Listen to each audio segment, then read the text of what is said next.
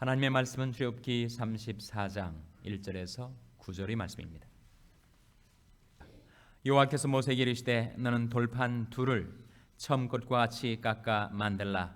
내가 깨뜨린 바 처음 판에 있던 말을 내가 그 판에 쓰리니 아침 전에 예비하고 아침에 시내산에 올라와 산 꼭대기에서 내게 보이되 아무도 너와 함께 오르지 말며 온 산의 인적을 금하고 양과 소도 산 앞에서 먹지 못하게 하라. 모세가 들판 둘을 처음 것과 같이 깎아 만들고 아침에 일찍 일어나 그 두 돌판을 손에 들고 여호와의 명대로 시내산에 올라가니 여호와께서 구름 가운데 강림하사 그와 함께 거기 서서 여호와 이름을 반포하실세. 여호와께서 그의 앞으로 지나시며 반포하시되 여호와로라 여호와로라 자비롭고 은혜롭고 노하기를 더디하고 인자와 진실이 많은 하나님이로라. 인자를 천대까지 베풀며 악과 과실과 죄를 용서하나 형벌 받을 자는 결탄코 면제하지 않고 아비 악을 자여손 3-4대까지 보응하리라. 모세가 급히 땅에 엎드려 경배하며 다 같이 읽으시겠습니다. 가로되 주여 내가 주께 은총을 입었거든 원컨대 주는 우리 중에서 행하옵소서. 이는 목이 곧은 백성이니이다. 우리 악과 죄를 사하시고 우리로 주의 기업을 삼으소서. 아멘. 할렐루야. 서로의 평강의 복을 기원하는 마음으로 샬롬 인사 나누시기 바랍니다. 샬롬. 샬롬. 토요일 새벽 기도에 잘 나오셨습니다. 이제 오늘 본 말씀, 우리가 출애굽기 말씀을 상고해 나가고 있는데 출애굽기 34장 1절 말씀 같이 읽겠습니다. 출애굽기 34장 1절 말씀 같이 읽겠습니다. 시작. 여호와께서 모세에게 이르시되 너는 돌판 둘을 처음 것과 같이 깎아 만들라. 내가 깨뜨린 바 처음 판에 있던 말을 내가 그 판에 쓰리니. 모세가 왜 하나님의 말씀이 기록된 돌판을 깨뜨렸죠? 그것은 바로 산 밑에 있던 이스라엘 백성들이 하나님을 떠나서 우상을 숭배하는 그들이 범죄에 격분해서 모세가 두 돌판을 내던져 깨뜨렸습니다. 하나님의 말씀이 기록된 두 돌판이 깨어졌으니 하나님의 말씀이 사라져 버린 것인가? 그렇지 않죠. 두 돌판 역시 원본은 아닙니다. 1차 사본이에요. 원본은 어디에 있는 거죠? 원본은 하나님이 가지고 계신 것이죠. 그래서 아무리 사본들이 훼손이 돼도 원본은 영원히 보존되어 있는 것입니다. 그러니까 첫 번째 돌판이 깨어졌지만 그렇다고 말씀이 사라져버린 것이 아니고 하나님께서 다시 원본을 가지고 계시니까 모세에게 두 돌판을 준비하게 하시고 거기에 말씀을 다시 기록하신 것입니다. 여러분 성경책을 가지고 계신데 성경책을 분실하거나 또는 성경책이 찢어지거나 한다고 말씀이 사라져 버린 것 아니잖아요. 여러분 제2 성경책, 제3의 성경책 가지고 계시지 않습니까? 또 성경책이 다 없어진다 할지라도 여러분 스마트폰에 성경책 앱을 집어넣고 그 말씀을 보고 다니지 않습니까? 스마트폰을 분실했다고 말씀이 사라지는가? 태블릿이 있지 않습니까? 태블릿 PC를 쓰시는 분들이 많이 계실 텐데 태블릿의 원조가 어디라고요? 바로 모세의 두 돌판, 이게 바로 태블릿이었습니다. 그래서 하나님의 말씀은 인간이 아무리 하나님을 거역하고 말씀을 훼손하고 말씀을 없애려고 수천 년의 역사를 통해서 죄악된 인간이 준동이 있었지만 그러나 하나님의 말씀은 영원히 있는 것입니다. 모든 육체는 풀이라. 우리 인간은 다 풀입니다. 유한한 존재예요. 풀은 마르고 꽃은 떨어지나 꽃이 뭐겠습니까? 인생에 주어지는 영화. 그것이 바로 풀에 핀 꽃과 같다는 거예요. 그러나 풀은 마르고 꽃은 떨어지되 하나님의 말씀은 세세토록 있도다. 하나님의 말씀은 세세토록 있는 것입니다. 우리 인생이 유한하고 취약하지만 그 하나님 말씀을 의지하고 의존할 때 우리 인생은 든든히 세워지는 것입니다. 지금 내가 너희를 주와 및 그 은혜의 말씀께 부탁하노니 그 말씀이 너희를 능히 든든히 세우사 하신 대로예요. 여러분, 모든 것이 있다가 사라지고 변질되고 부패하고 그리고 사라져 버릴지라도 영원히 있는 하나님의 말씀을 의지하고 의존하여 사는 인생은 영원히 살 수 있습니다. 요한일서 2장 17절 말씀에 이 세상도 그 정욕도 지나가되 오직 하나님의 뜻을 행하는 이는 영원히 거하느니라. 우리 비록 유한한 존재고 그리고 취약하고 요동하는 그런 나약한 인생이지만 영원히 있는 세세무궁토록 있는 그 하나님의 말씀을 의지하고 의뢰해서 영원히 살게 되는 여러분 되시기를 주님의 이름으로 축원합니다. 하나님께서 모세에게 자신의 영광을 나타내 주셨어요. 하나님의 이름을 반포하셨습니다. 6절 같이 읽겠습니다. 6절 말씀 시작. 여호와께서 그의 앞으로 지나시며 반포하시되 여호와로라 여호와로라 자비롭고 은혜롭고 노하기를 더디하고 인자와 진실이 많은 하나님이로라. 이 말씀 속에 하나님께서 당신 자신의 이름을 뭐라고 반포하셨다고요? 여호와로라 여호와로라. 여호와 이름의 뜻이 무엇입니까? I am that I am. 나는 스스로 있는 자라라는 뜻입니다. 하나님은 자존자, 영원자이세요. 우리는 의존자, 유한자이지요. 그래서 우리는 하나님을 의지해서 살아가는 자들입니다. 여호와라는 이름 속에 하나님은 이상의 유일무이하신 하나님, 영원하신 하나님, 자존자이신 하나님, 창조주이신 하나님, 구속주이신 하나님, 심판주이신 하나님이시라는 뜻이 그 이름 속에 담겨져 있는 거예요. 그래서 여호와로라 여호와로라. 나는 자비롭고 은혜롭고 노하기를 더디하고 무엇과 무엇이 많은 하나님이로라 하셨습니까? 인자와 진실. 하나님은 인자와 진실이 많으신 하나님이세요. 그런데 우리를 대하실 때는 인자로 먼저 우리를 선대해 주십니다. 그 인자로 우리를 용납해 주시고서는 이제 진실로 우리를 굳게 세워주시고 변화시켜 주시죠.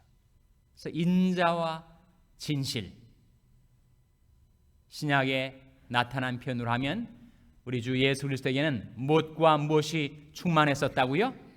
은혜와 진리가 충만하더라. 은혜에 해당되는 것이 뭡니까? 바로 인자죠. 진리에 해당되는 것이 무엇입니까? 바로 진실이죠. 하나님은 인자와 진실이 많으신 하나님, 우리 주 예수 그리스도는 은혜와 진리가 충만하신 주님. 그래서 하나님께서 우리 인생을 대하실 때 인자로 우리를 대하십니다. 그래서 하나님이 백성들에게 인자를 몇 대까지 베푸신다고 하셨어요? 7절에 몇 대까지? 7절 말씀 같이 읽겠습니다. 시작.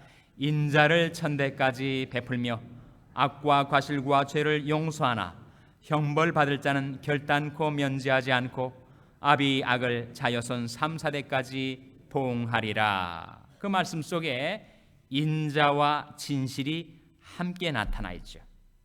악과 과실과 죄를 용서하시면서 1000대까지 그 은혜와 축복을 베푸시는 것은 하나님의 인자요, 형벌 받을 자를 결단코 면제하지 않고 아비 악을 자여손 3,4대까지 보응하는 것은 하나님의 진실입니다. 근데 우리에 대해서 인자를 진실보다 몇 배 더 베풀어 주시는 거예요. 1000 나누기 4 계산이 되십니까? 250배는 더 우리에게 인자를 베풀어 주세요.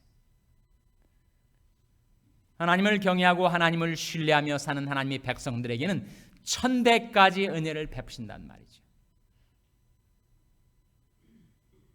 하나님을 거역하고 배역하는 자에게는 하나님께서 진실로서 반드시 보응을 하시는데 몇 대까지 그렇게 하신다고요? 3, 4대까지.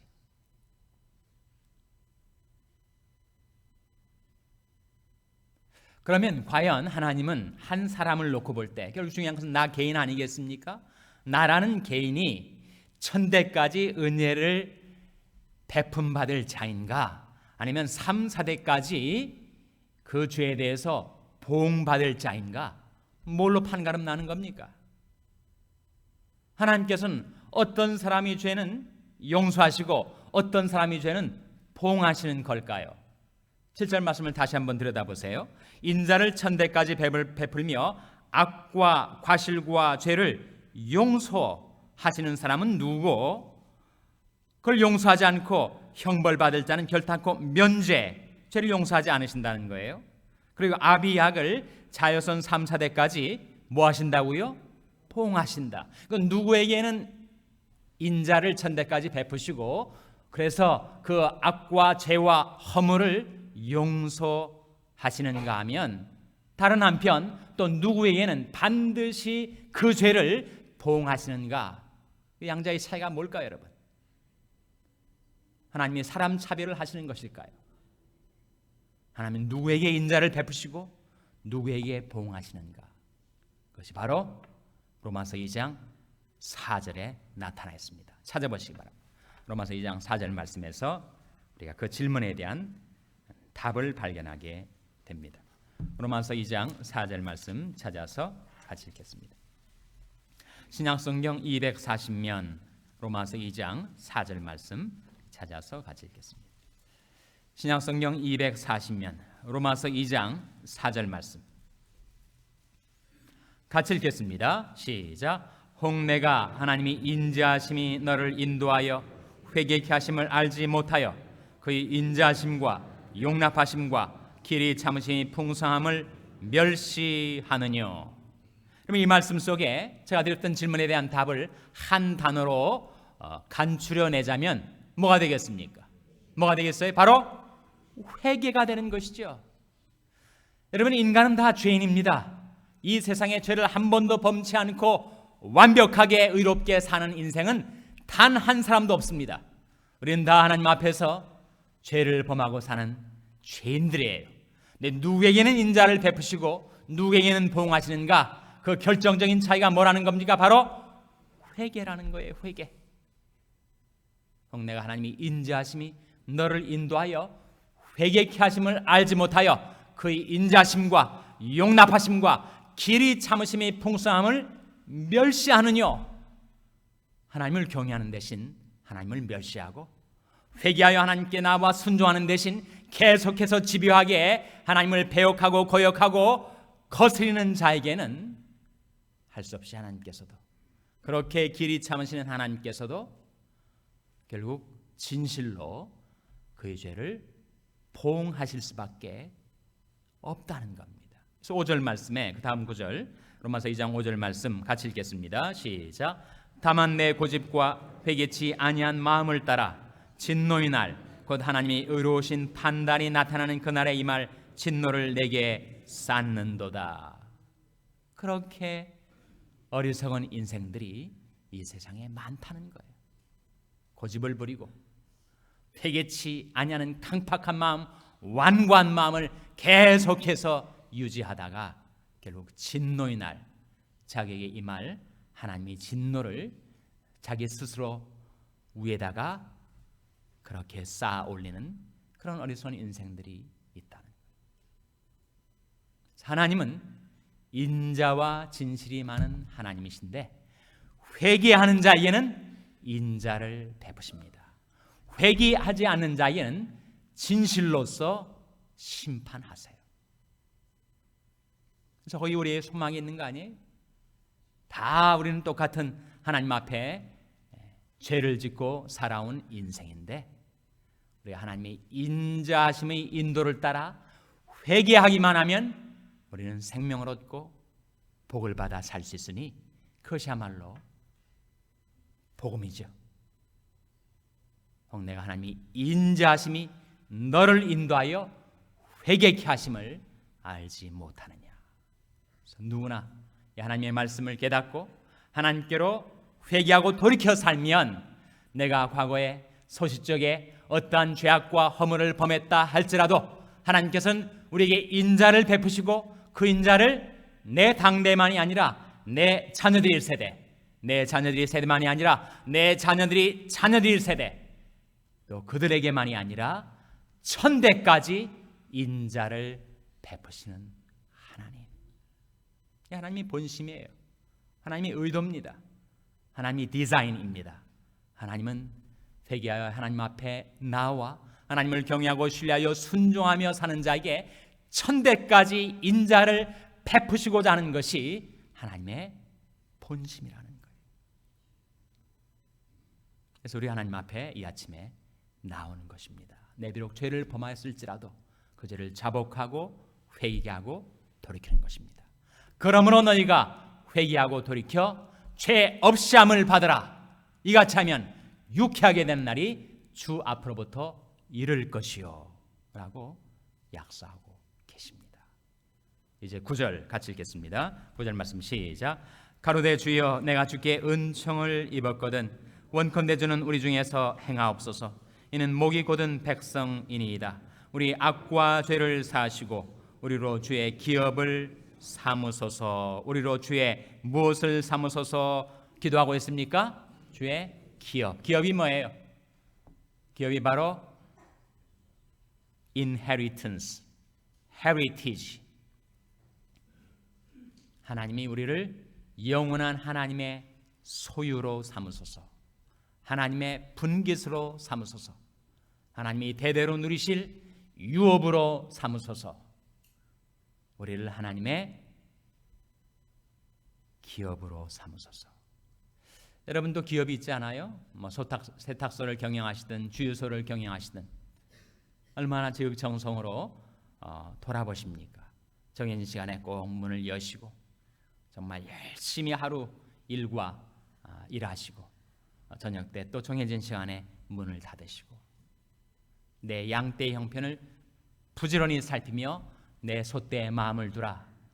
자기 기업이 1차 산업이든 2차 산업이든 3차 산업이든 그 기업을 애지중지 여긴다는 거예요. 왜? 거기서 나와 내 자녀들이 먹고 살 생계가 공급이 되니까. 그렇게 기업을 귀중히 여기는 것입니다. 근데 하나님께서 우리를 하나님이 기업으로 삼으시면 어떻게 된다는 말인가? 우리가 하나님의 소유가 된다는 거예요. 하나님의 것이 된다는 말입니다. 그리고 하나님께서 애지중지 그 기업을 돌보신다는 거예요. 만약에 농업이라면 밤낮 때를 따라 물을 주시고 단비를 주시고 햇빛을 주시고 바람을 불어오게 하시고 계속 곡식이 연그러 풍성한 수확을 기대한다는 거예요. 우리가 하나님이 기업이 된다면 하나님께서 그렇게 밤낮 우리를 돌보시고 하나님의 소유니까 챙기시고 보호하시고 간수하시고 축복하시고 잘되게 돌아보신다는 거예요. 그래서 우리는 하나님의 기업이 되고 하나님은 우리의 기업이 되는 것입니다. 우리 영원한 상속, 우리 영원한 분깃, 내가 대대 누릴, 아니 영원토록 누릴 나의 축복, 그것은 바로 하나님이신 것처럼 하나님께서 저와 여러분을 긍휼히 여기셔서 우리를 주의 기업으로 삼아주시고, 그래서 하나님이 소유, 하나님이 기쁨, 하나님이 간수하시고 돌보시고 축복하시고 사용하시는 바로 주의 기업 되시기를 주님의 이름으로 축원합니다. 기도하시겠습니다. 오늘 말씀 기억하며 하나님,